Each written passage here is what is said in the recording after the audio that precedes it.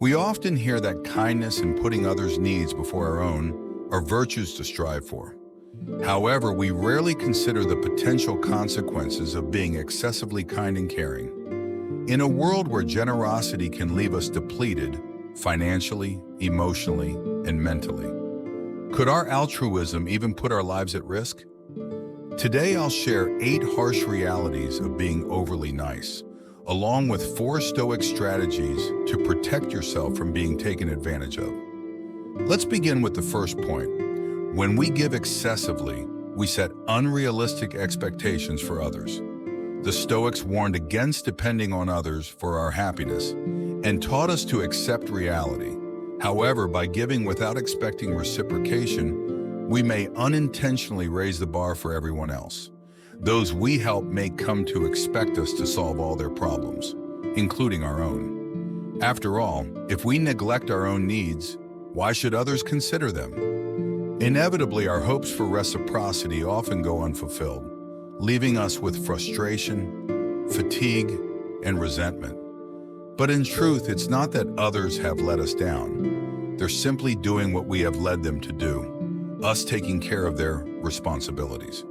The second point is that people will come to expect endless generosity from you. The Stoics warned us to remember that real worth comes from acting in a way that is good and logical, not from just doing what other people want. By consistently giving without setting boundaries, we may inadvertently foster dependency, allowing others to evade their responsibilities because we are always there to shoulder them. People are creatures of habit and are made to adapt to a pattern, a way of living, and wants to remain firmly in their own comfort zone. Inevitably, people will expect similar standard of giving from us all the time and expect us to bear their responsibilities for them.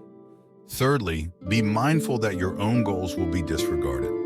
Stoic philosophy advocates reason and virtue, urging us to prioritize our responsibilities to maintain equilibrium and safeguard our identity and well-being. By consistently prioritizing others' needs over our own, we risk evading personal issues that unsettle and distress us. Constantly engaging in activities to avoid introspection only delays the inevitable confrontation with ourselves, exacerbating our inner turmoil. Self-care is paramount for overall well-being. Before we can effectively support others, we must ensure our own happiness and fulfillment. Just as you wouldn't offer someone a treat you haven't enjoyed yourself, you shouldn't neglect your needs to tend to others. Only when we prioritize our own needs can we genuinely contribute to others' welfare. The fourth point is that others may perceive you as weak and exploit this perception. Stoicism advocates strength and self-discipline, urging us to establish boundaries and uphold our responsibilities and principles. Stoicism teaches us how important it is to be smart and wise by choosing who to help with self-control and perspective. Once we assert ourselves with a firm no, attitudes can shift. People may begin to respect us in unexpected ways, appreciating our self-control and discernment in choosing whom to assist. In doing so, we can better focus our energy and attention to people who truly deserve our kindness.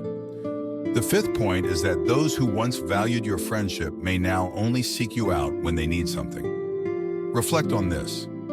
How often do colleagues invite their peers for coffee or a drink after work? While this reality may seem harsh, it's not unreasonable. To safeguard against such outcomes, we must employ the strategies I will outline later to prevent exploitation. Number 6 on the list is that you may attract individuals who only take, never give. Practicing discernment enables us to cultivate meaningful relationships beneficial to both parties. People gravitate toward those whose energies align with their own. By keeping our own energy high, we will attract like-minded souls who are full of good energy, kindness, excitement, and joy.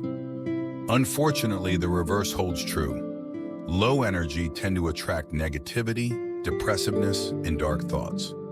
By perpetually giving to everyone, we deplete ourselves, lowering our own energy and thereby attracting both the needy and the opportunistic. Those who take without reciprocating, draining our energy and gratitude. The seventh point is that you may inadvertently develop dependencies. Continual scarcity breeds heightened desires, the foundation for potential addictions.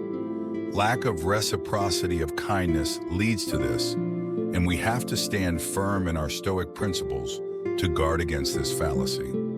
Stoicism promotes self-mastery and composure. Disciplined giving prevents us from succumbing to unhealthy habits and ensures we maintain accountability in our actions and decisions.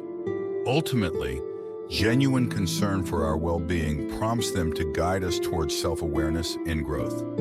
The eighth and final point: be wary that your kindness may invite suspicion rather than admiration.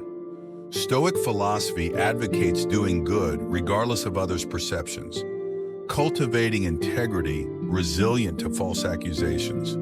However, in reality, genuine kindness is rare.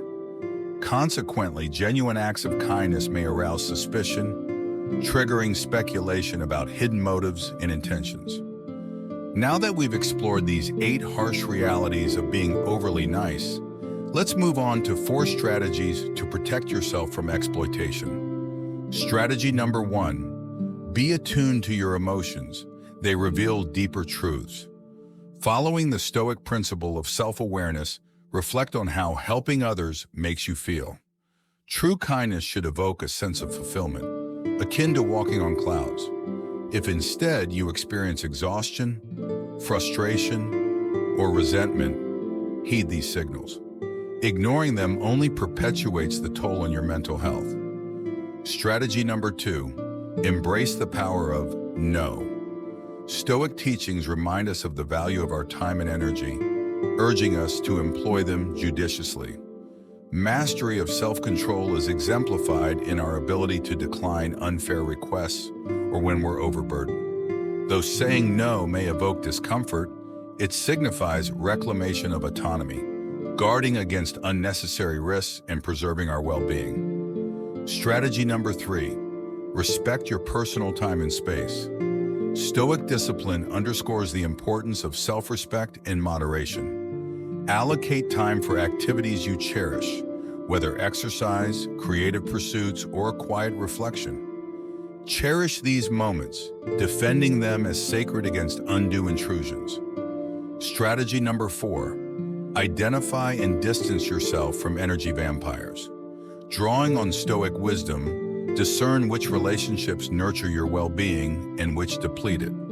Those who habitually drain your energy with complaints and negativity contribute little positivity. Avoid futile attempts to aid such individuals. Their perpetual dissatisfaction indicates deeper issues resistant to resolution. In conclusion, Stoic philosophy advocates balance in all aspects of life, including generosity. Overindulgence in giving leaves us vulnerable to exhaustion, not only financially but also mentally and emotionally, depleting not only our energy but also our resources too late in life.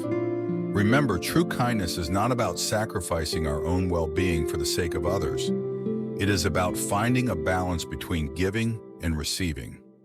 By doing so, we can build stronger, more resilient relationships that bring joy and fulfillment to all parties involved.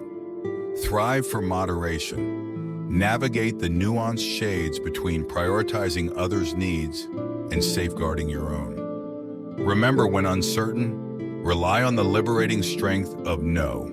Thank you for joining me on this journey into the world of Stoicism. I hope that these insights have been helpful in your own personal growth and self-awareness journey.